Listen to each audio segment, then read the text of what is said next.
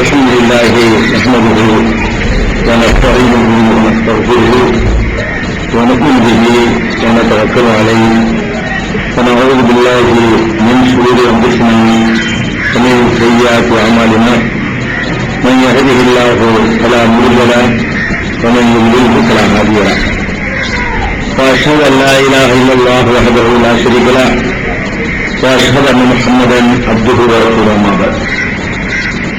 கண்ணியத்திற்குரிய இல்லாமல்ல அல்லாஹு ஜல்லுஷானஹு வ தஆலாவின் நல்லடியார்களே, அல்லாஹுடைய பேரருளால் அவனுடைய திருத்தூதர் முஹம்மது ஸல்லல்லாஹு அலைஹி வஸல்லம் அவர்களுடைய வாழ்க்கை வரலாற்றை அறிந்து கொள்வதற்காக ஏற்பாடு செய்யப்பட்டிருக்கின்ற இந்த தொடர் நிகழ்ச்சியிலே இதுவரை நபிகள் நாயகம் ஸல்லல்லாஹு அலைஹி வஸல்லம் அவர்களுடைய சிறப்பு, அவர்களுடைய இளம்பருவம், அவர்கள் இறை தூதர் என்று தம்மை பிரகடனம் செய்து மக்காவில 13 ஆண்டுகள் அவர்கள் செய்த பிரச்சாரம், அதன் பிறகு அவர்களது ஹிஜ்ரத் பயணம், ஹிஜ்ரத்திற்கு பிறகு மதீனாவிலே அவர்கள் சந்தித்த சோதனைகள், இவற்றையெல்லாம் அறிந்துவிட்டு பத்ர் போர்க்களத்திலே பெருமானார் ஸல்லல்லாஹு அலைஹி வஸல்லம் அவர்களும் அவர்களுடைய தோழர்களும் எத்தகைய வெற்றியை பெற்றார்கள் என்பதையெல்லாம் இதற்கு முன்னால் நாம் அறிந்திருக்கிறோம். இந்த பத்ர் போர்க்களத்திலே நடந்த பத்ர் போர் சம்பந்தமான வேறு சில செய்திகளையும் இன்றைய தினம் நாம் அறிந்து கொள்ள இருக்கிறோம்.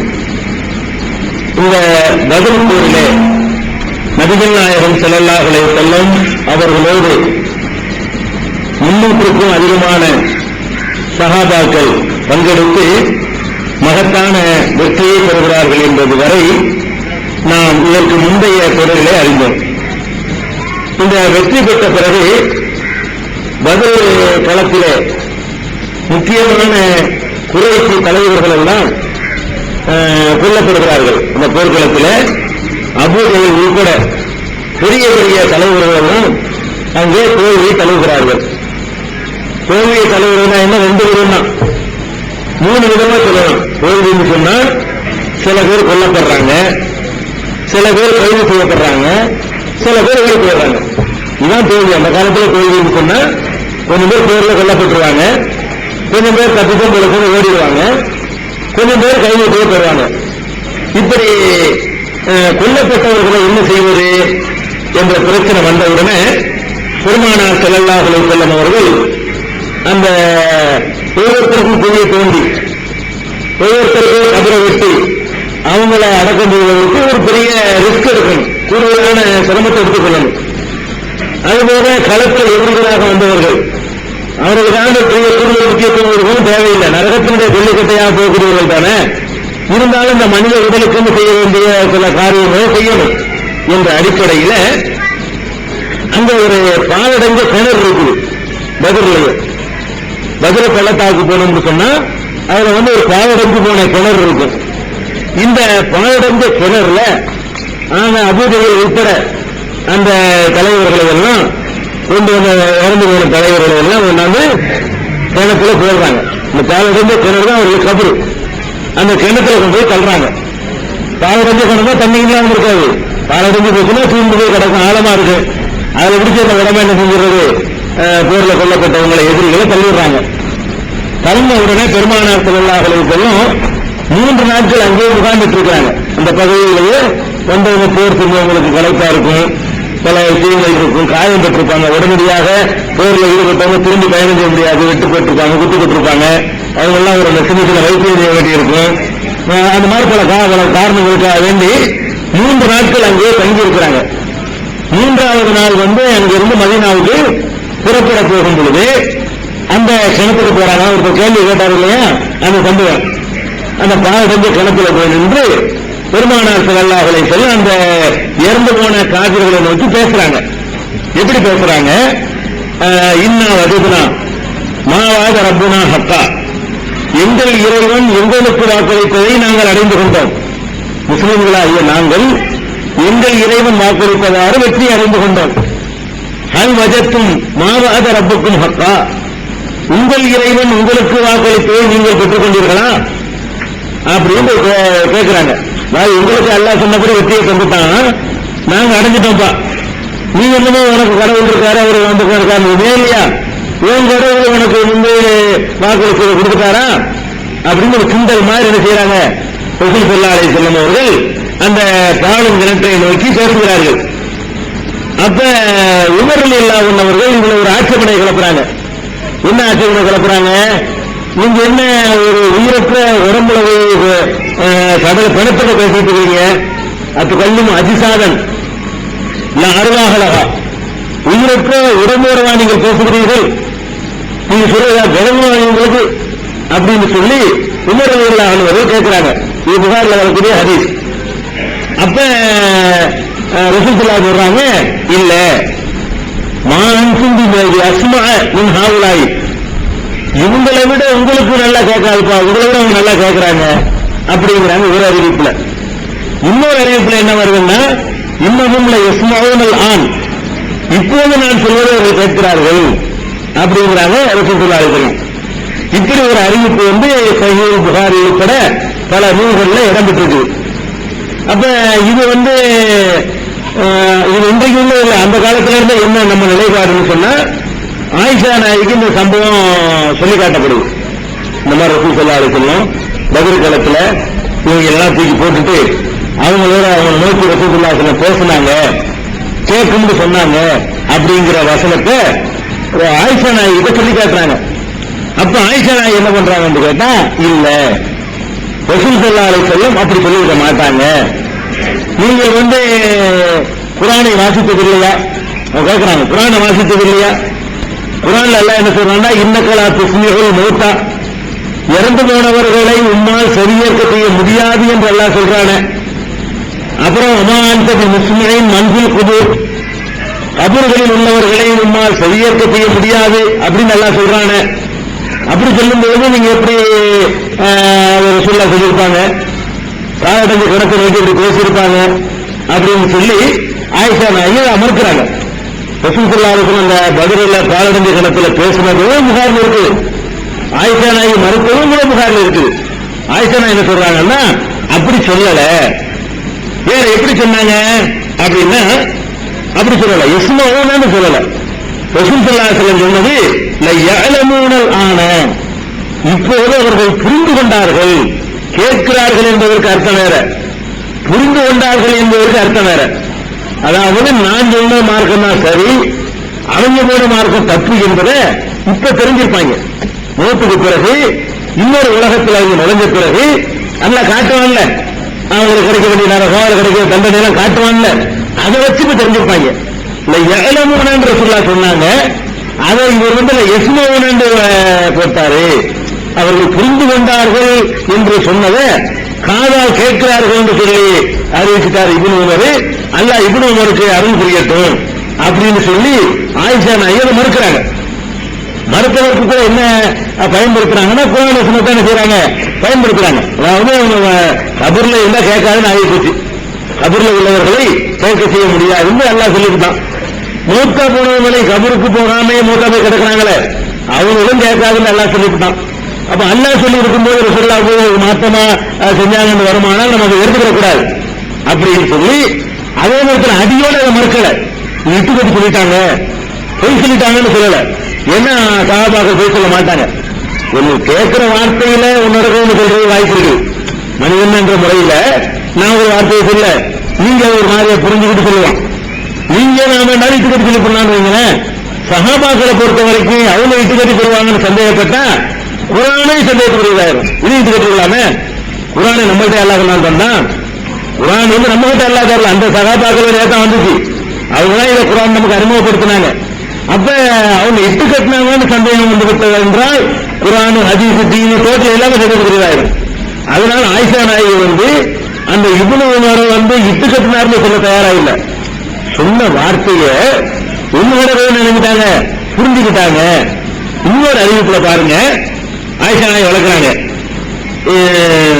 ஒரு ஹதீஸ் இருக்கு, இன்னொரு மையத்தை அல்லது புக்காய் அகலிக்கு ஒரு மையத்து இருக்கும், ஒரு வீட்டில் ஒருத்தர் வந்து போயிட்டாரு, அங்க உட்காந்துட்டு எல்லாரும் ஒப்பாரிச்சு அழுகுறாங்க, சுத்தி இருந்துட்டு எல்லாரும் அழுகுறாங்க. இவங்க அழுகுறதுனால மையத்துக்கு வேதனை செய்யப்படுது என்று ரசூல் ஸல்லல்லாஹு அலைஹி வஸல்லம் சொன்னாங்கன்னு இப்ப நம்ம அறிவிக்கிறார் ஒரு ஹதீஸ்.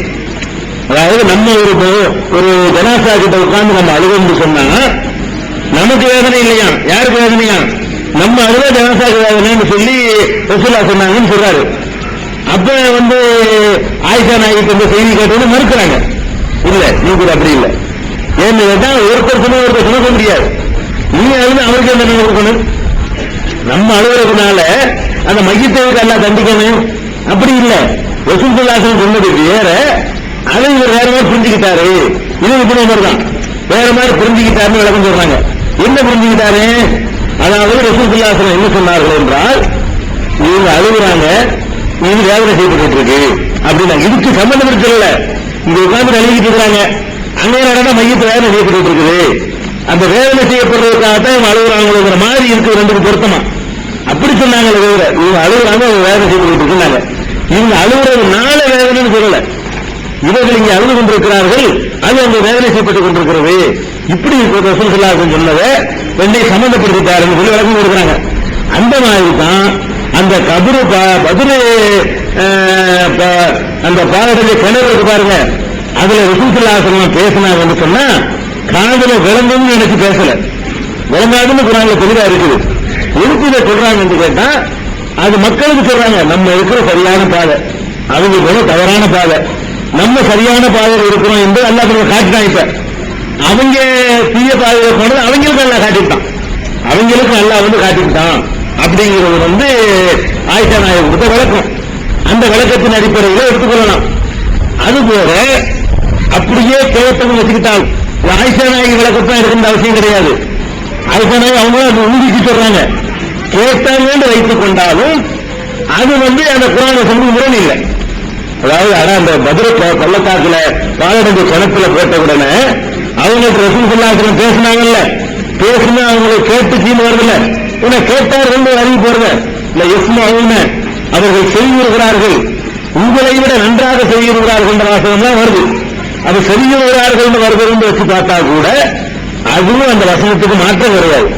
ஏன் மாற்றம் கிடையாதுன்னு கேட்டா, அதாவது அந்த வசனத்திலேயே அல்லாஹ் முன்னாடி என்ன சொல்றான்னு கேட்டா, இன்னல்லாஹ யுஸ்மிஉ மன் யஷாஉ வமா அன்த பிமுஸ்மிஇன் மன் ஃபில் குபூர், இது பாதி தான், இன்னொரு பாதி முன்னாடி இருக்குது. அல்லாஹ் நாடுனானால் அவன் கேட்க செய்வான், ஆனா உனக்கு சுய சக்தியினால கேட்க செய்ய முடியாதுன்னு அல்லாஹ் சொல்ல வர்றான். அறவே கேட்கும் தன்மை அல்லாஹ் மறுக்கவே இல்லை. அந்த வசனத்திலே ஆரம்பம் எப்படி இருக்குன்னு கேட்டா, இன்னல்லாஹ யுஸ்மிஉ மன் யஷாஉ, அல்லாஹ் நாடியவர்களுக்கு கேட்க செய்வார். இப்ப நாடி இருக்கிற கேட்க செஞ்சிருப்பான், நிரந்தரமா கேட்கும் போது அந்த அதிசல வாசகம் இல்லை. அல் ஆன், அல் ஆன்னா இப்போதும் அர்த்தம், இப்ப கேட்கிறாங்க, இந்த ஒரு நேரத்தில் எல்லாம் கேட்க வச்சிருக்கான். நீங்க செஞ்ச அக்கிரமத்துக்காக வேண்டி ரசூலுல்லாஹ் அந்த சொல்ல அவங்களுக்கு கேட்க வச்சு, இந்த மாதிரி நம்ம ஏற்கனவே நொந்து போய் கிடக்கணும், இந்த வார்த்தையை கேட்டா இன்னும் நொந்து போவோம், அந்த மாதிரி பண்ணுவதற்காக வேண்டி அல்லாஹ் கேட்க செஞ்சிருக்கிறான் அப்படின்னு எடுத்துக்கொண்டோமையானால் அப்ப அந்த குர்ஆன் வசனத்துக்கு முரணாவும் ஆகாது. இப்படி ரெண்டு விதமாக நம்ம புரிந்து கொள்ளணும். இதை வெட்டி ஒருத்தர் அதை கேள்வி கேட்கிறாரு, அதாவது இறந்தவர்களுக்கு கேட்காது, கபூர்ல உள்ளவர்களுக்கு கேட்காதுன்னு சொன்னா, இன்னொரு ஹதீஸ்ல இப்படி வருது, சொன்னவங்க இன்னல் மையத்தில் யஸ்மஉ கரானி ஆலிஹும் இதா ரஜஉ, மையத்து அடக்கம் செய்வதற்கு திரும்புறாங்களே அவங்களுடைய செருப்போசையை கேட்கும். நம்ம ஒரு ஆள் அடக்கம் பண்றோம், அடக்கம் பண்ணிட்டு திரும்புறோம், திரும்பும் போது இந்த செருப்பு ஓசை செய்யும் மையத்தை கேட்கும் அப்படின்னு சொல்லி ஒரு ஹதீஸ் இருக்குது. இதுவும் இந்த குர்ஆன் வசனத்துக்கு மாற்றமா இருக்குது, அது எப்படி கேட்கும் அப்படின்னு சொல்லி கேட்கலாம். இதுலயே ரசூல் ஸல்லல்லாஹு அலைஹி வஸல்லம் என்ன சொல்றாங்கன்னா, நிரந்தரமாக கேட்கும்லாம் சொல்லல, நீங்க ஒவ்வொரு தடவை கபருக்கு போகும்போது கேட்கும்லாம் சொல்லல. அந்த வாசகமே எப்படி இருக்குன்னு கேட்டா, அடக்கம் செஞ்சுட்டு திரும்புறீங்கல்ல ஃபர்ஸ்ட் டைம், அந்த ஒரு டைம் மட்டும் தான் கேட்கும்னு சொல்றாங்க. அடக்கம் செஞ்சுட்டு திரும்பும் போது செருப்பு வசதியத்தான் கேட்கும். நீங்க அங்கக்குள்ள உட்காந்து பேசிக்கிட்டு இருந்தா கேட்கும்னு சொல்லல. அடக்கம் செய்யக்கூடிய எத்தனையோ விஷயங்களை பேசியிருப்போம், எத்தனையோ விஷயங்களை விளக்கியிருப்போம், துவா பண்ணிருப்பாங்க, எத்தனையோ விஷயங்களை பேசியிருப்பாங்க, அதெல்லாம் கேட்கும்னு சொல்லல, செருப்பு வசதி கேட்குங்கிறாங்க. இது சயின்டிபிக்காக கூட முரண்பாடா கிடையாது. செருப்பு வசதி கேட்கிற தலையில் அடிக்கிறவங்க காற்று அலைவரிசையில போறது தான் கேட்க முடியாது. செருப்பு ஓசைங்கிறது தலையில அடக்கப்பட்டிருக்காங்க. அந்த மாதிரியான கேட்கணும்னு சொன்னாங்களே தவிர அந்த அடக்கம் செய்யறவங்க பேசிக்கிட்டு இருக்கிற பேச்சுக்கள் எல்லாம் கேட்கணும்னு சொல்லல. இது கூட என்னன்னு கேட்டா எப்ப கேட்கணும், இதா ரஜா திரும்பி செல்லும் போது கேட்கணும், வரும்போதெல்லாம் கேட்காதான். எதுக்கு திரும்பி செல்லும் போது கேட்குவேன், அப்பதான் அந்த மையத்துக்கு கேட்க வச்சு நம்ம தனிமைப்படுத்தப்பட்டு உணர்வு வரும். அடக்கம் பண்ணியாச்சுங்க உயிர் உடனே எல்லாம் கொடுத்துருவான். கொடுத்தவன எல்லாம் நிக்கிற மாதிரி போற மாதிரிலாம் அது காட்டினா தான் யாரும் இல்ல, இந்த கிரி போறாங்க எல்லாரும், நம்ம மட்டும்தான் இனிமே தனிமை ஆகிட்டோம், யாரும் உதவிக்கு வரமாட்டாங்க, இந்த மாதிரியான ஒரு ஃபீலிங்க அந்த இடத்துல உண்டாக்குறதற்காக கூட அல்லாஹ் எப்படி கேட்க செஞ்சிருக்கலாம். இந்த கேட்கறது கூட அந்த ஆயத்துக்கு மாற்றம் கிடையாது. ஏன்னு கேட்டா அறவே கேட்கிறது கிடையாதுன்னு எல்லாம் சொல்லல. நாடியவர்கள் கேட்க செய்வான்னு சொல்வதன் மூலமே நாடுனா எல்லாம் கேட்க செய்வான்னு விளங்கு. இறந்து போயிட்டாங்கன்னா கேட்க செய்யற தன்மையே கிடையாதுன்னு எல்லாம் சொல்லல. நாடுனா கேட்க செய்வான். நாடுனா நமக்கு எப்படி தெரியும், ஹதீஸ்ல சொல்றத வச்சு அந்த இடத்துல நாடு தான் விளங்கிக்க வேண்டியதான். அதுதான் நீங்க வாட்ட ஒரு கபரை வச்சு நாடுனான்னு சொல்ல முடியாது. நாடு போது அறிந்து கொள்றது அல்லாவுடைய ரசூல்களை நம்ம அறிஞ்சிக்கிற முடியும். அல்லாவுடைய ரசூல் எதெல்லாம் கேட்குன்னு சொல்றாங்களோ அதெல்லாம் அல்லாஹ் நாடி இருக்கிறான். நாடுனா கேட்கும் போது அந்த வசனம் ஆரம்பிக்குது. ஒமாந்தக்கு முஸ்லீம் மன்சில் குபூர்னு ஆரம்பிக்கலங்க. ஆரம்பிக்கிறது எப்படி ஆரம்பிக்கிறது கேட்டா அல்லாஹ் நாடியவர்களுக்கு கேட்க செய்வான், நீ நாடியவர்களுக்கு கேட்க செய்ய முடியாது. இதான் அங்க உள்ள கபர்ல உள்ளவர்கள் கேட்க செய்ய முடியாது. அப்ப அல்லாஹ் நாடும்போது கேட்க செய்வான், அல்லாஹ் நாடினால் கேட்க செய்வான் என்ற விதிகளுக்கு அவரே எல்லாம் கொடுத்தா இருக்கான்.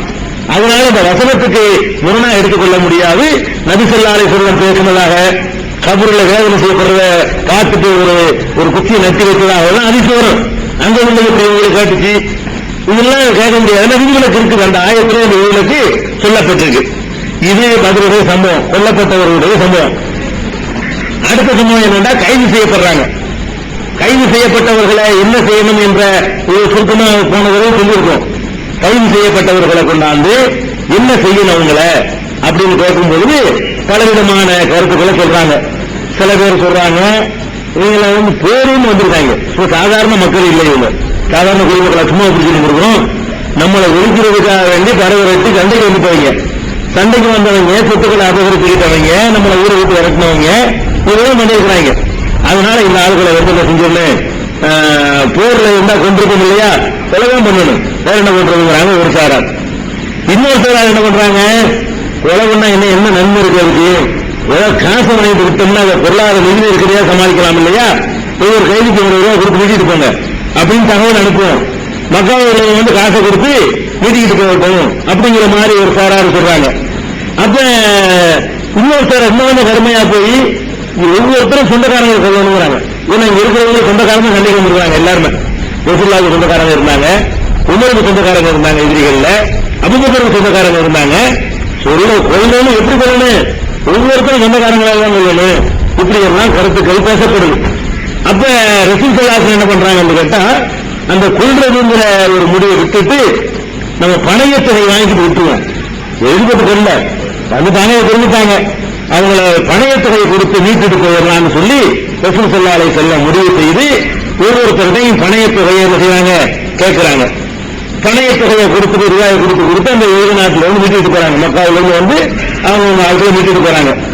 யாரிடத்துல வசதி இல்லையோ, யாரிடத்துல அந்த பணைய தொகை கொடுப்பதற்கு வசதி இல்லையோ அவர்கள் கற்றவர்கள் இருந்தார்கள், படித்தவர்கள், அவங்க வந்து இங்க உள்ளவங்களுக்கு எழுத படிக்க கற்றுக் கொடுக்கணும்.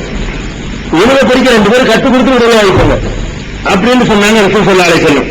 பாருங்க, கல்வியுடைய முக்கியத்துவத்தை இந்த காலத்து அறிவியல் இயக்கம் நடத்திட்டு இருக்கிறாங்க. ரசூல் ஸல்லல்லாஹு அலைஹி வஸல்லம் பாருங்க, எழுத படிக்க தெரியாத அந்த மேதையை வந்து ஒரு பணையத்தொகை கொடுத்து மீட்டிட்டு போறதையும் கல்வி கற்றுக் கொடுக்கிறதையும் சமனவே நிறுத்துறாங்க. எவ்வளவு முக்கியமான ஒரு விஷயமாக கல்வியை படிப்ப கருவி இருந்தாங்கன்னு சொன்னா இதையே ஒரு டிமாண்ட் வச்சிருப்பாங்கன்னு பாருங்க. உங்கள யாருக்கா எழுத படிக்க தெரியும்னு சொன்னா அவங்க பணம் ஒண்ணு கொடுக்க வேணாம், 4 பேருக்கு எழுத படிக்க கற்றுக் கொடுத்து போயிட்டு அந்த கல்வியை பரவல் ஆக்கிட்டு போயிட்டு தீன கற்றுக் கொடுக்கவும் நல்லா கவனிங்க. இந்த காவியங்கள் வந்து தீனையா கற்றுக் கொடுப்பாங்க. சில ஆளுக்கு தீன் கல்வி தான் கற்கணும், துன்யா கல்வி கற்கக்கூடாதுமாங்க. ரசூல் ஸல்லல்லாஹு அலைஹி வஸல்லம் இவங்கள்ட்ட கற்றுக் சொன்ன கல்வி என்ன கல்வி இது? ரசூலுல்லாஹ் கற்றுக் கொடுக்கிற கல்வி தீன் கல்வி. இவங்கள்ட்ட எதிரிகள் போர்ல பிடிபட்டவன் எந்த கல்வியை கற்க முடியும்? என்ன தெரியும் இதை பத்தி? ஒண்ணும் தெரியாது. அவனுக்கு என்ன தெரியும்? அரபி மொழி தெரியும், துன்யாவுடைய கல்வி தெரியும், அதைத்தான் கற்றுக் கொடுக்க சொல்றாங்க. அரபி மொழியை எழுத படிக்க கற்றுக் கொடுத்து போயிருக்கிறான்னு சொல்லி அப்ப எழுத படிக்கின்ற துன்யாவுடைய கல்வி இருக்கு பாருங்க, அதுக்கும் முக்கியத்துவம் இருக்கு இந்த தீன்ல. தீனுடைய கல்வி அதான் படிக்கணும், இந்த உலக படிப்பு படிக்கிற ஹராமெல்லாம் தெரிவிச்சிருந்தாங்க ஒரு காலத்துல. ஆனா ரசூல் ஸல்லல்லாஹு அலைஹி வஸல்லம் வந்து அந்த மாதிரி படித்து விட்டு விடுதலையாக சொன்னாங்க. அப்படி எல்லாம் கூட சில பேர் என்னங்க விடுதலையாகி போனாங்க. இப்படிப்பட்ட நேரத்துலதான் ரசூல் ஸல்லல்லாஹு அலைஹி வஸல்லமுடைய மருமகன் அவர் ஒரு ஆளு. அந்த சம்பவத்தை அன்னைக்கு சொல்லிட்டு பாதியில விட்டுருவோம். அந்த கைது செய்யப்பட்டவர்கள்ல ரசூல் ஸல்லல்லாஹு அலைஹி வஸல்லமுக்கு 4 பெண் மக்கள் எல்லாருக்கும் தெரியும்.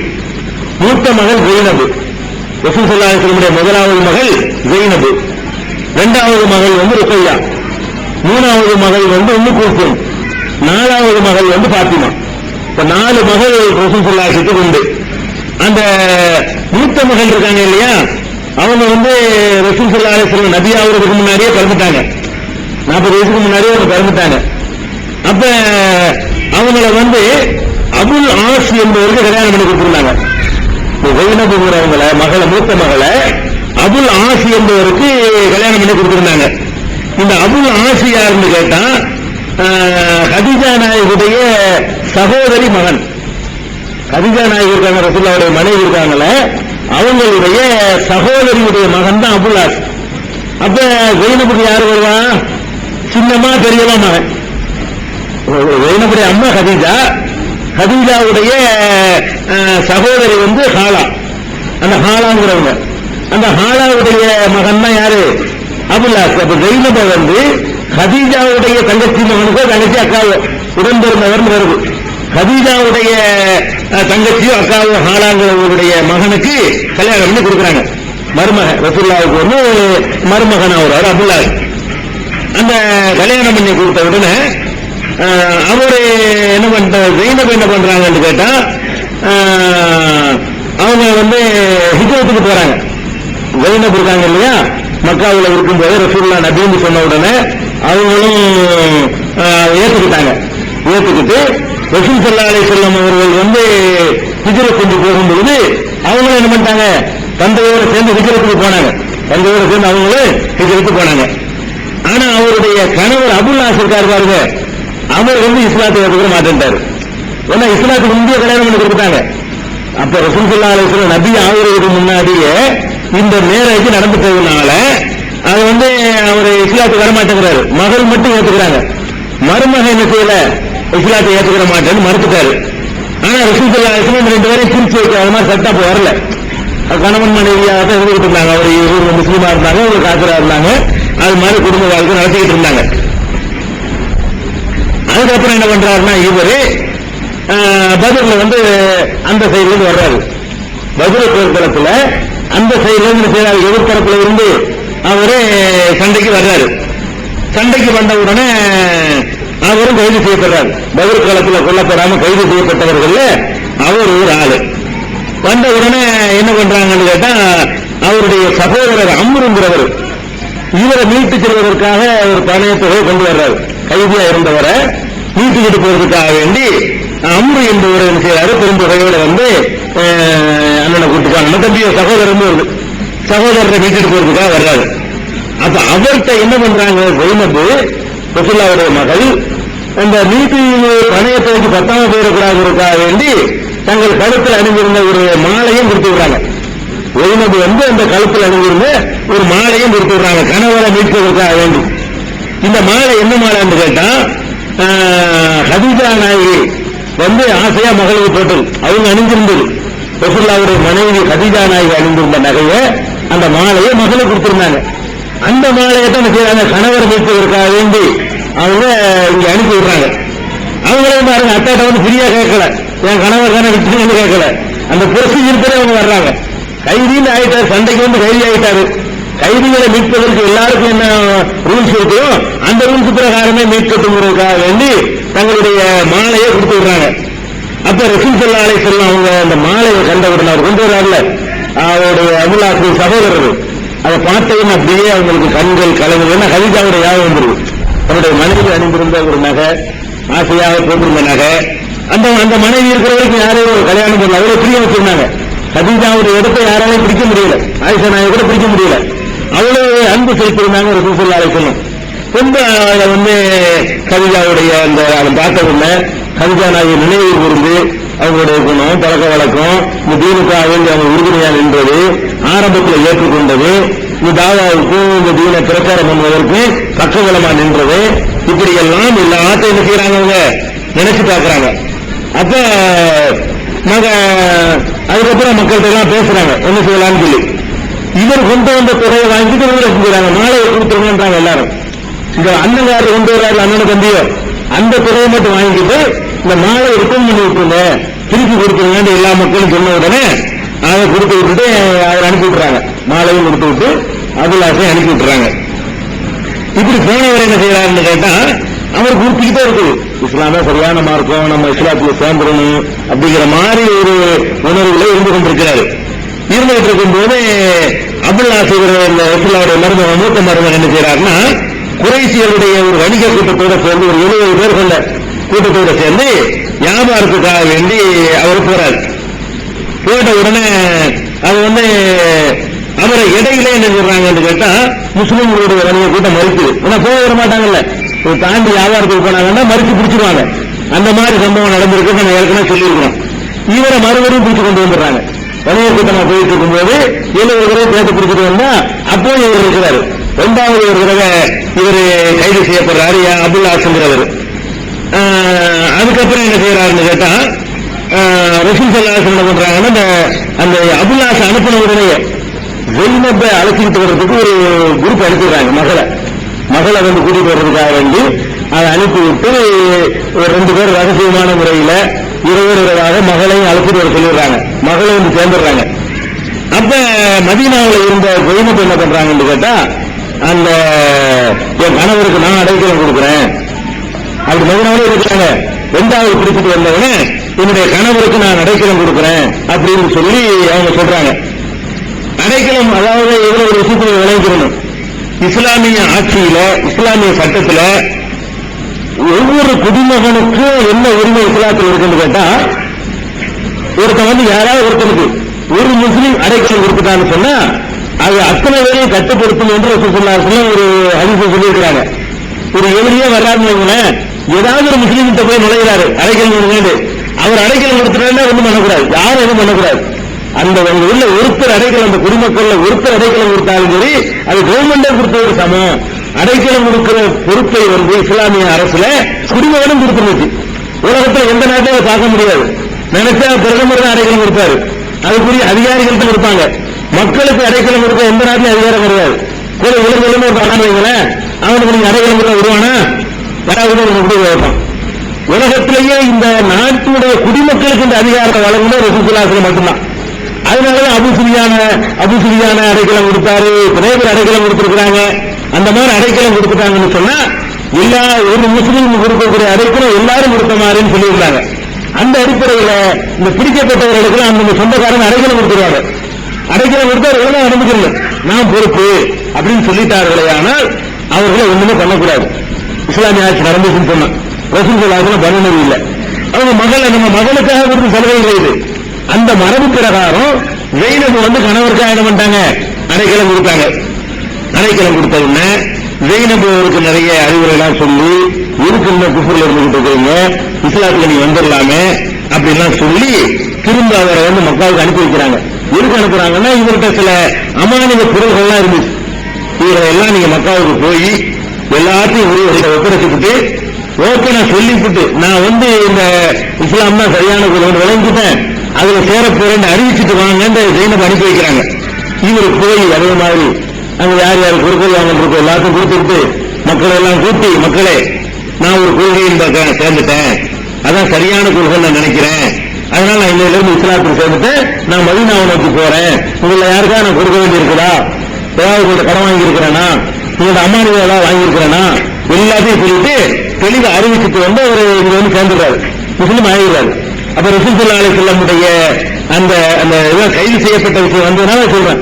அப்ப ஜெய்னபுடைய அந்த கணவர் எதிரில் இருந்தவர் அபுல்லாஸ், பிறகு இஸ்லாத்துல வந்துடுறாரு. ஆனா ஜெய்னப் அவர்கள் ரசூல் ஸல்லல்லாஹு அலைஹி வஸல்லம் ஹயாத்தா இருக்கும்போது மரணிச்சிடுறாங்க. ரசூலுல்லாஹ்வுடைய ஹயாத்திலேயே என்ன செய்றாங்க, ஜெய்னப் மரணிச்சிடுறாங்க, ருக்கையா மரணிச்சிடுறாங்க. அவங்களுடைய சந்தேகங்கள் நிக்கிற இது ஒரு பதரை ஒட்டி உள்ள ஒரு சம்பவம்.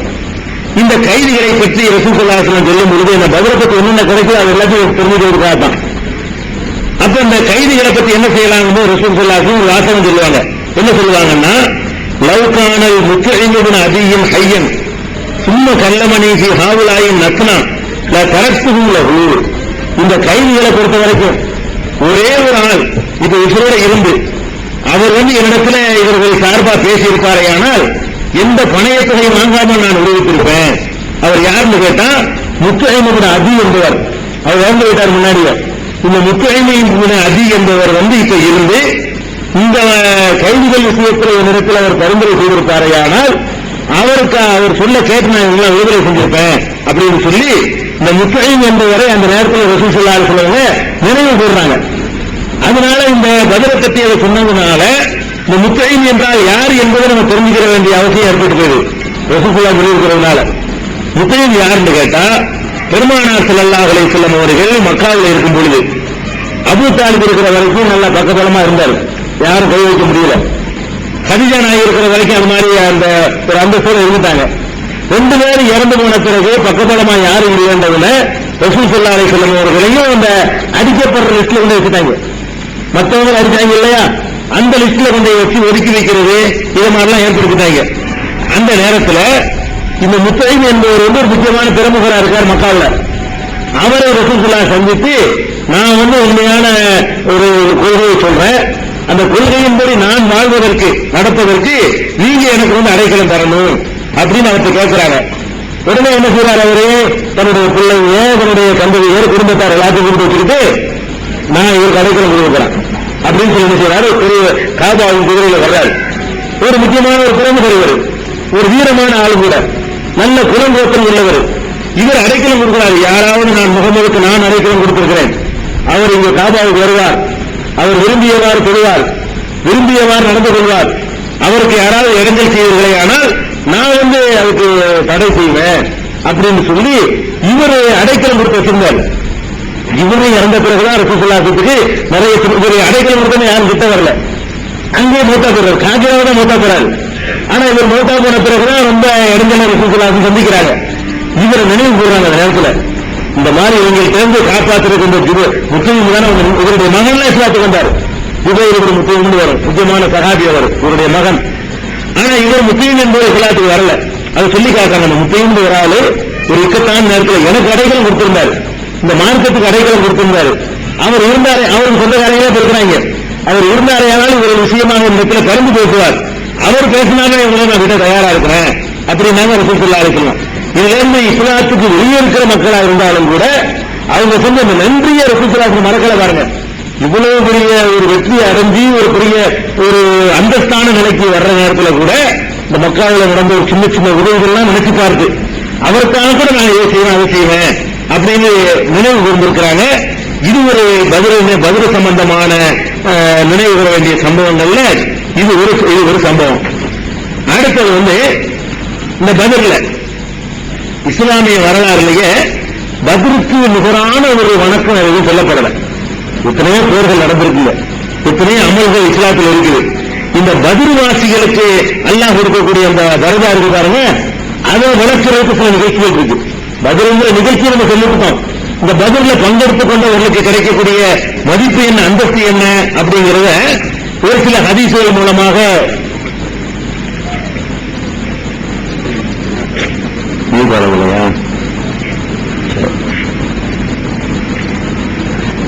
அதாவது இது நல்ல வரலாறு சம்பவம் பாருங்க. பதிலுக்குரிய அந்தஸ்தை பாருங்க.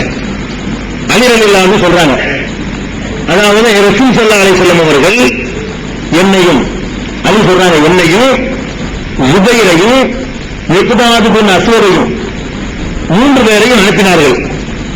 எங்க அனுப்புறாங்கன்னு சொன்னா, நீங்க ஒரு இடத்துக்கு போங்க, காசு என்று சொல்லக்கூடிய ஒரு தோட்டம் ஒன்று இருக்கும், அந்த தோட்டத்துக்கிட்ட போனீங்கன்னு சொன்னா ஒரு பொம்பளை அங்க போயிட்டு இருப்பா, ஒரு பெண்மணி போயிட்டு இருப்பா, அதுகிட்ட ஒரு கடிதம் ஒன்று இருக்குது, அதை போய் பிடிச்சி எடுத்துட்டு வாங்கன்னு சொல்லி அனுப்புறாங்க.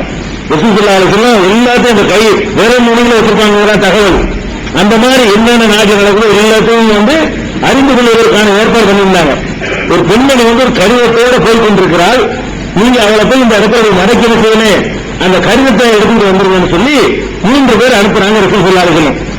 அந்த 3 பேர் யாருன்னு கேட்டா அலி ரலியல்லாஹு அன்ஹு, ஜுபைர் ஒண்ணு, மிக்தாது ஒண்ணு, 3 பேர் அனுப்பி வைக்கிறாங்க.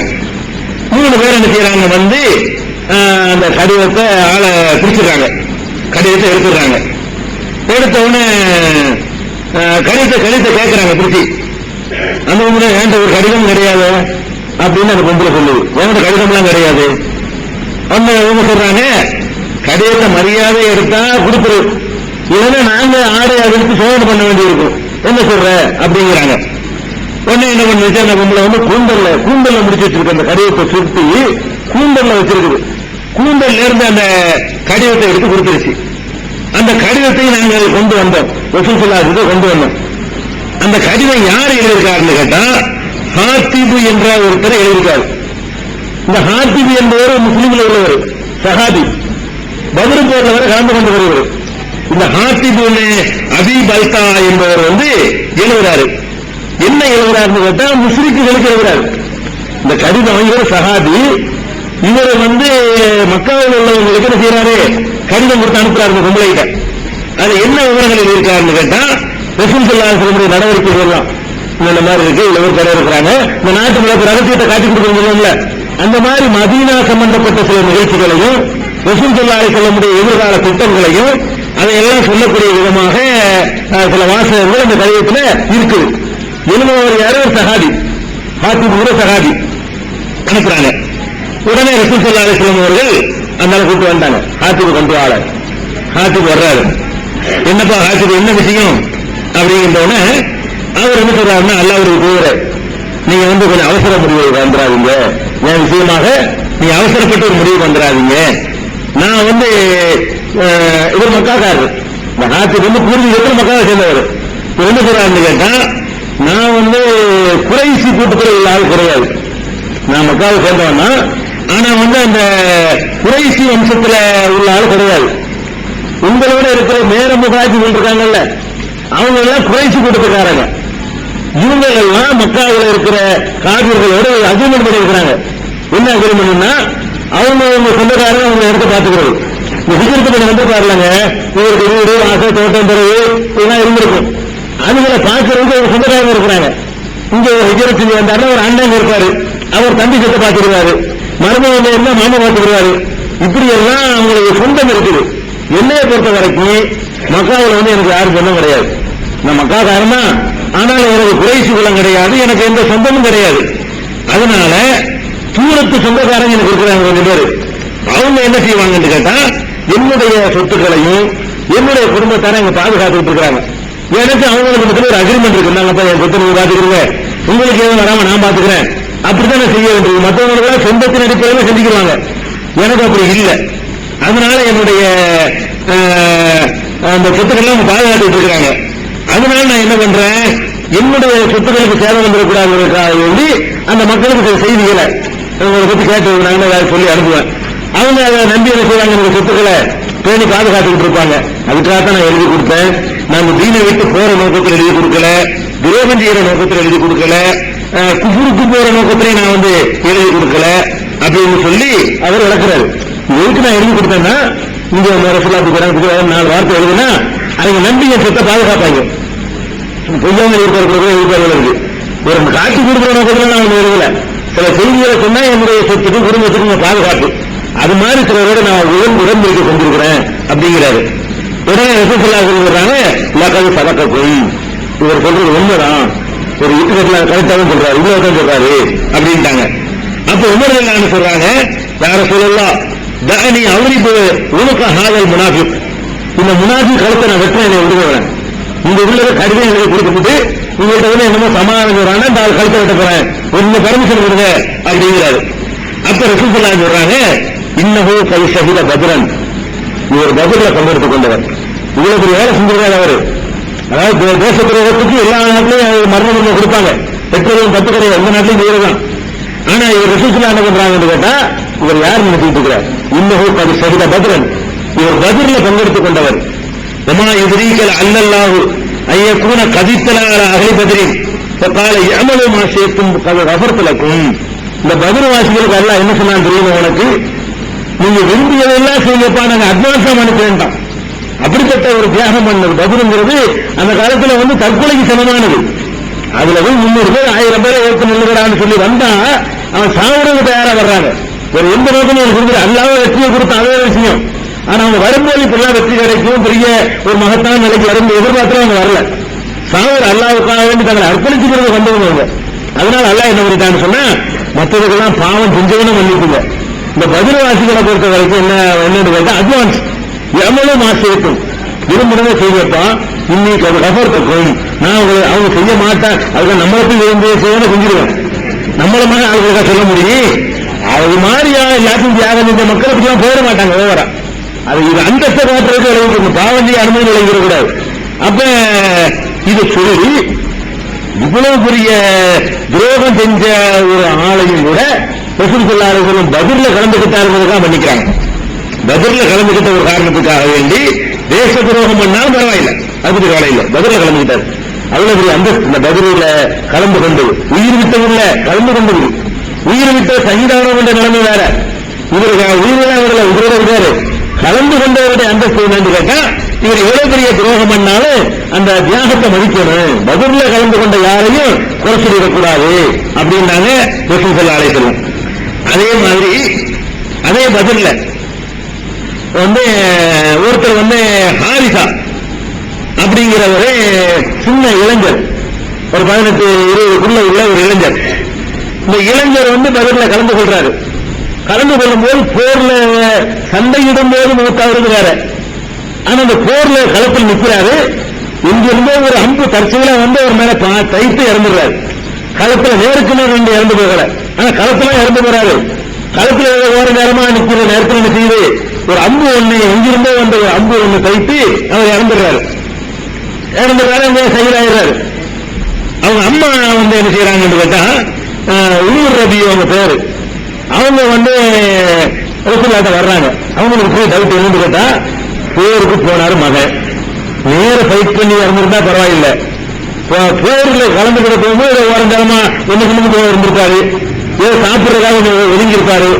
அந்த நேரத்தில் ஒரு அம்பு பட்டு இறந்து போயிடுறாரு. களத்துல பொருந்தி அவர் மூத்தா போல.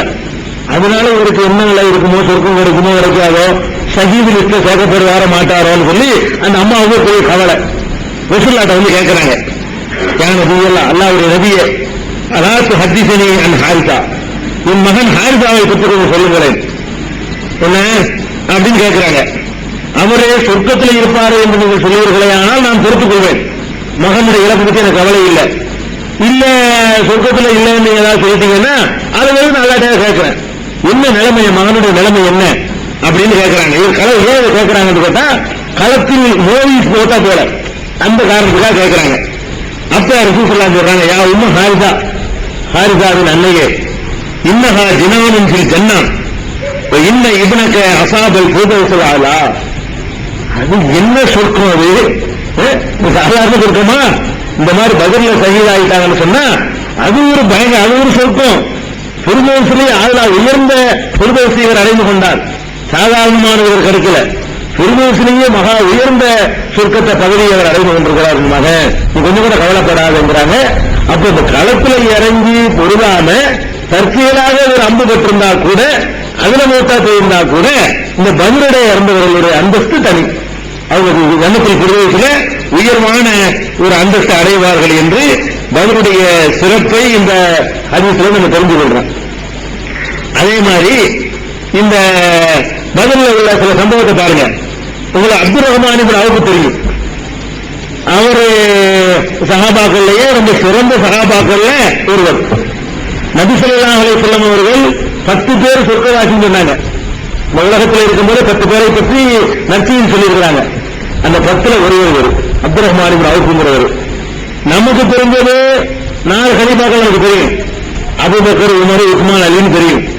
ஆனால் நீங்க ஒரு கவனமான முறையில் அந்த வரலாறு ஆராய்ச்சி பார்த்தீங்கன்னா, அபூபக்கர், உமருக்கு அடுத்து சொல்லப்படக்கூடியவர் இவராத்தான் இருக்க முடியும். உஸ்மான், அலின்னு அப்புறம் தான் வர முடியும். அவ்வளவு சிறந்த ஒரு வகையில அவங்க கலீஃபாக்கள் ஆகிவிட்டதுனால 3வது உஸ்மான், 4வது அலி இன்னும் ஆயிடுச்சு. ஆனால் அந்த வரலாறு நீங்க ஒரு காய்கறி ஓட்டல் இல்லாம பாத்தீங்கன்னு சொன்னா, அபூபக்கர், உமருக்கு அடுத்த நிலை யாரு கிடைக்கும் கேட்டா அப்துல் ரஹ்மான் இப்னு அவுஃப் தான் கிடைக்கும். ஏன் இப்படி கிடைக்குங்கிறோம்? உமர் ரலியல்லாஹு அன்ஹு மரணிக்கும் பொழுது அடுத்த ஜனாதிபதி யார் என்பதை தீர்மானிக்கிறதுக்கு 6 பேர் கொண்ட குழுவோட ஒப்படைச்சிட்டு போனாங்க. மொத்தம் 7 பேர் தான் அன்னைக்கு இருந்தாங்க. அந்த சொர்க்கவாசிகள் சொல்லப்பட்டவர்கள் 7 பேர் இருந்தாங்க. ஒருவர் உமருக்கு சொந்தக்காரர் அந்த குழுவில் இருக்கக்கூடாங்க ஒதுக்கிவிட்டாங்க. மீதி இருந்த 6 பேர். அந்த 6 பேர்த்தையும் பொறுப்பு ஒப்படைக்கிறாங்க. நீங்க தான் சொர்க்கவாசி என்று ரசூலுல்லாஹ் சொல்லப்பட்டவங்க. 4 பேர் மூத்தா போயிட்டாங்க. இன்னும் சேர்த்து 4 பேர் மூத்தா போயிடுறோம். நீங்க இருக்கிறது 6 பேர் தான். இந்த 6 பேரும் சேர்ந்து நீங்க யாரை தேர்ந்தெடுக்கிறீங்களோ அவர் ஜனாதிபதியா மக்கள் ஏற்றுக்கிறோம். மக்களுக்கு உத்தரவு போடுறாங்க, வசூல் பண்ணிடுறாங்க. இந்த 6 பேரும் கூடி நின்று ஆலோசனை பண்றாங்க. ஆலோசனை பண்ணா அப்படியே ஆலோசனையில யாரு வர்றாருன்னா அப்துல் ரஹ்மான் இப்னு அவுஃப் தான் வர்றாரு. 6 பேர். இந்த 6ல யார் இருக்கா? உஸ்மான் இருக்காரு, அலி இருக்காரு, சாத் இருக்காரு, ஆமீர் இருக்காரு, ஜுபைர் இருக்காரு. இவர் ஒருத்தர் அப்துல் ரஹ்மான் இப்னு அவுஃப் வராது. இந்த 6 பேரும் சேர்ந்து கடைசியா யாருக்கு பொறுப்பு வருதுன்னு கேட்டா அப்துல் ரஹ்மான் இப்னு அவுஃப்க்கு தான் பொறுப்பு வருது. அவர் தான் எல்லாரும் அவருக்கு ஒரு நீங்க தான் ஜனாதிபதி கருத்துல நிற்கு. அவர் வேணான்னு சொல்லிட்டு அர்த்தாட்ட கொடுத்தாரு. ஞாபகம் வச்சுக்கிறேன். அந்த ஏகமானதாக அவர் தான் தேர்ந்தெடுக்கப்பட்டிருந்தாரு. இந்த 6 பேரால எனக்கு இந்த இதெல்லாம் எனக்கு வேண்டியதில்லை, எனக்கு இந்த பதவி வேணாம் அப்படின்னு சொல்லிட்டு நான் யாரை சொல்லணும் அதை நீங்க எடுத்துக்கிறேன்ட்டாரு. அவர் பொறுப்பை வாங்கி கொண்டு அவரை அனுபவிச்சிருக்கலாம். ஒரு கவுன்சிலர் பதவிக்கு என்ன ஆட்டம் போடுறாங்க? இஸ்லாமிய வரலாற்றில் அப்படி ஒரு ஜெயிக்கக்கூடிய ஒரு பாத்திரம் அப்துல் ரஹ்மான் இப்னு அவுஃப் தான். கொஞ்சம் கூட அவர் அசைக்க முடியலங்க. பெரிய பெரிய சஹாபாக்கள்லாம் பதவிக்காக வேண்டி 2 குண்டு ஆயுது வெட்டி கொண்டுகிட்டாங்க தங்களுக்குள்ள. அலி ஒரு பக்கம், ஆயிஷா ஒரு பக்கம், சண்டை ஆயிஷா ஒரு பக்கம், அலி ஒரு பக்கம், யுத்தம் இப்படி எல்லாம் நடந்துகிட்டு இருந்த நேரத்தில் இவருக்கு ஜனாதிபதி பதவி லட்டு மாதிரி கிடைக்குது. எப்படிப்பட்ட ஜனாதிபதி பதவி? அன்னைக்கு வல்லரசு சொல்ல சாதாரண அர்த்த இலங்கை மாதிரி குத்தினாடு இல்ல, உலகத்தினுடைய கால்வாசி கையில. அப்படிப்பட்ட ஒரு பெரிய வல்லரசுக்கு அதிபதியாகக்கூடிய வாய்ப்பு லட்டு மாதிரி எந்த எதிர்ப்பும் இல்லாம கிடைக்குது. அவர் என்ன பண்றாரு? எனக்கு வேணான்னு சொல்லி அலிட்ட கொடுக்கிறாரு. நீ தான் நான் பொறுப்பு ஏற்றுக்கிறியா? ஏற்றுக்கிறேங்கிறாரு. ஆனா அவர் கண்டிஷன்ங்கிறாரு. என்ன கண்டிஷன்? அல்லாஹ் சொன்னபடியும் அல்லாஹ்வுடைய ரசூல் சொன்னபடியும் உனக்கு முன்பு 2 பேர் ஆட்சி கொண்டு போயிருக்காங்க இல்லையா, அபூபக்கர் உமர், அவங்களுடைய வழிகாட்டுதல் தெரியும் நீ அந்த பொறுப்பை ஏற்றுக்கொள்வதாக என்ற உறுதிமொழி கொடுத்தால் போன்ற தருவேன்னு சொல்றாரு. அலி அவர் கண்டிஷனோட அவன் முடியாண்டார். அவர் உண்மை கொடுத்தா கொடு. இந்த அவரை முடிவு அவர் சொன்னவங்க கேட்கணும். நான் அபூபக்கர் கேட்கணுங்கிறாரு. அபூபக்கர் வழியில் நாயகருக்கு போகணும், இன்னொரு வழியில நாயகருக்கு போகணும்.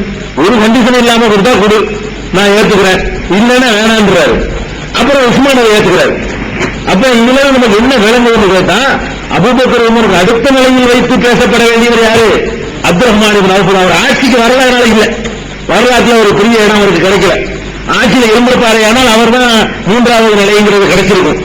ஆட்சியில உள்ளவங்க தான் அதிகமா பேசப்படுவாங்க. அதனால இந்த வரிசை வந்துருச்சு. அபூபக்கர் உமர் உஸ்மான் அலிங்கிற வரிசை அப்படி நிலை பெற்று போயிடுச்சுங்க. அந்த மாதிரியான ஒரு ஆளு. இப்படிப்பட்ட ஒரு ஆளுடைய பலகீனத்தை பாருங்க. மனிதன் தான் இந்த ரோட்டில்.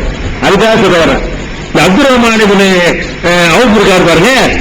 இவர் உமையாவின் கலகுண்ட ஒருத்தன் தெரியும், மக்காவில் இருந்தவன். இவன் தான் பிலாலுடைய எஜமானன். பிலால் ரலியல்லாஹு இருக்காங்களே, அவங்கள காசு கொடுத்து வாங்கி வச்சிருந்தவன் யாரு? இந்த உமையாங்கிறவன். இவன் தான் அடிச்சது, இவன் தான் சித்திரவதை பண்ணது, இவன் தான் தெருத்தரவா இழுத்துட்டு போய் சொன்னது, இவன் தான் நெஞ்சில பாராங்கலத்துக்கு வச்சது. பிலாலுக்கு செஞ்ச கொடுமையெல்லாம் பண்ணவன் யாரு? இந்த உமையாங்கிறவன் தான் இவ்வளவும் பண்ணணும். அப்ப இவரு இந்த உமையாவிடத்தில் அப்துல் ரஹ்மான் ஒரு அக்ரிமெண்ட் போட்டிருந்தாரு. இவருடைய சொத்து சுகங்கள் அங்க இருக்குது, அதை பாதுகாத்துக்கிறோம், உன்னுடைய இதை நாம் பாதுகாத்துக்கிறோம் ஒரு அக்ரிமெண்ட் போட்டிருந்தாரு. அந்த நேரத்தில் பதிலுக்காக வந்துட்டாங்க. பதில யார் இருக்கா? உமையா இருக்காரு. இந்த பதில் களத்துக்குள்ள நுழைஞ்சு அப்துல் ரஹ்மான் ரகசியமா போய் அவனுக்கு மெசேஜ் கொடுக்க போறாரு. இவ்வளவு பெரிய வரலாற்றில் சொர்க்கவாசின்னு சொல்லப்பட்டவர், 3வது இடத்தில் வைத்து பேசப்பட வேண்டிய ஒருத்தர். மனிதர் எந்த நேரத்தில் மனிதர் தான். அதுக்கு சொல்ல வர்றேன். மனிதன் என்பவர்கிட்ட எல்லாத்தையும் ஒரு பலவீனம் இருக்கும். இவர் போய் என்ன செய்யறாருன்னு கேட்டா அந்த அக்ரிமெண்ட் அடிப்படையில போய் அவரு காப்பாற்றுறதுக்காக போறாரு. நிலைமை நாங்க வெயிட்டா இருக்கிறோம், நீங்க கிட்ட தப்பிச்சு ஓடி போயிரு, நீங்க இருக்காதுன்னு சொல்லி அவர் மெசேஜ் பண்ணி அனுப்பிவிடுறதுக்கு போறாரு. போனா இவர் போறத பிலால் பாத்துறாரு. பிலாலுக்கு உமையாவுக்கு காட்ட இயலாது, அவ்வளவு கொடுமைப்படுத்தினவன். பிலால போய் இந்த உமையாட்ட போய் இவர் பேசிக்கிட்டு பார்த்துட்டு இவன் உமையா தப்பிச்சுக்கிட்டான்னா நான் செத்தேன், என்ன இவர் என்ன செய்யறான்னு சொல்லிட்டு பிலால் போய் கூட்டத்தை கூட்டு விளையாண்டுறாரு. வந்தவனே அந்த உமையாவை வெட்டுறதுக்காக வேண்டி விரட்டுறாங்க அந்த கூட்டம். இவர் மேல உட்கார்ந்து என்ன செய்யறாரு? மேல படுத்துக்கிறாரு. யார் மேல? உமையா மேல. உமையா கனத்த பாடி ஓட முடியல. அவன் கீழே விழுந்தவனே அப்துல் ரஹ்மான் அவுஃப் வந்து அவனை காப்பாற்றுறதுக்காக வேண்டி ஒரு உறுதிமொழி ஏற்பட்டும் இல்லையா, அவன் மேல படுத்துக்கிறாரு. அவரை வெட்டிட்டு அவரை வெட்ட முடியும். அந்த மாதிரி செஞ்சு அவரை காப்பாற்ற முயற்சி பண்றாரு. ஆனா வந்து பிலால் என்ன பண்றாருன்னா கீழே கூடி ஒரு ஆளை விட்டு பெருகி அவன் வெற்றி பண்றாரு. நடந்திருக்கு சம்பவம். இதெல்லாம் பதிலுடைய வரலாறு நடக்கிற சம்பவங்கள். இதை நம்ம என்ன தெரிஞ்சுக்கிறோம்னு கேட்டா, அப்துல் ரஹ்மான் அவுஃபுடைய காலில அவருடைய காயங்கள்லாம் பட்டிருக்காரு. வெட்டுடைய காயங்கள்லாம் அவர் தாங்கியிருக்காரு. ஒரு கொடுத்த உறுதிமொழிக்காக வேண்டி தன்னை அர்ப்பணிக்கிறார் என்பது ஒன்று விளங்குது. இருந்தாலும் மனிதர்கள் எப்பவும் மனிதர்கள் தான். இந்த மாதிரி ஒரு எதிரின்னு வச்சுக்கிறீங்களேன், அவன் உசுறு போயிருங்கிற நேரத்தில் வந்து அவன் யாரா இருந்தாலும் உதவி செய்ய நினைக்கிறீங்க. உசுறு போயிருந்த நிலையில் நினைச்சீங்க, அந்த கொள்கைகள் மறந்துடுவீங்க. அந்த பலவீனம் எல்லாருக்கும் இருக்கிற மாதிரி இவருக்கு வருது. ஒரு ஹெல்ப் பண்றது போயிருக்காரு. இப்படி ஒரு சம்பவத்தையும் நம்ம பதிலுடைய வரலாறுல பார்க்கிறோம். ஆக மொத்தத்தில் எடுத்து பார்த்தீங்கன்னு சொன்னா, பதில் என்பது வந்து ஒரு பெரிய அதிசயமான ஒரு வரலாறு, அற்புதமான வரலாறு. இதுல வந்து இன்னொன்று சுருக்கி சொல்வதாக இருந்தால் கடைசி ஒரு வார்த்தை, இந்த வெற்றிகள்லாம் ரசூலுல்லாஹ் அந்த சஹாபாக்கள காரணம் இல்லை. அல்லாஹ் என்ன சொல்லிட்டான்னு கேட்டா, 3000 மலக்குகளையும் நான் அனுப்பி உங்களுக்கு உதவி செய்ய வச்சேன், அதான் வெற்றி காரணம். இதெல்லாம் நம்ம 300 பேர் வெற்றி பெற்றாங்க பெருமையா பேசிக் கொண்டாலும் கூட, இது உண்மையான வெற்றி காரணம் என்னன்னு கேட்டா, 3000 பேரை வந்து அல்லாஹ் மாணவர்களை அனுப்பி அவர்களுக்கு உதவி செஞ்சான். அதனாலதான் நீங்க வெற்றி பெற்றீங்க. உங்க சக்தியினால வெற்றி பெறல. இது மாணவர்கள் அலையா நிக்கிற மாதிரி எங்களுக்கு காட்சி வருது. மாணவர்களே களத்தில் நின்று போராடுறாங்க. அதனாலதான் எதிரிகள் வந்து இவ்வளவு வலிமையோட இவ்வளவு சக்தியோட வந்த எதிரிகள் வந்து ஒண்ணுமில்லாம ஓடிப்போனாங்க என்பதையும் நம்ம குர்ஆன்ல இருந்து நம்ம தெரிந்து கொள்றோம். இதுதான் பதிலுடைய வரலாறு. அவங்க சந்தித்த ஏனைய போர்களை ஒவ்வொரு வகையாக நம்மளுடைய போர்கள், அவங்க பிடித்த நாடுகள், அவங்களுடைய மற்ற நிகழ்ச்சிகள் ஒவ்வொன்றா பார்க்க போறோம். அடுத்த போர்களை இன்ஷா அல்லாஹ் நம்ம அடுத்தடுத்து பார்ப்போம்.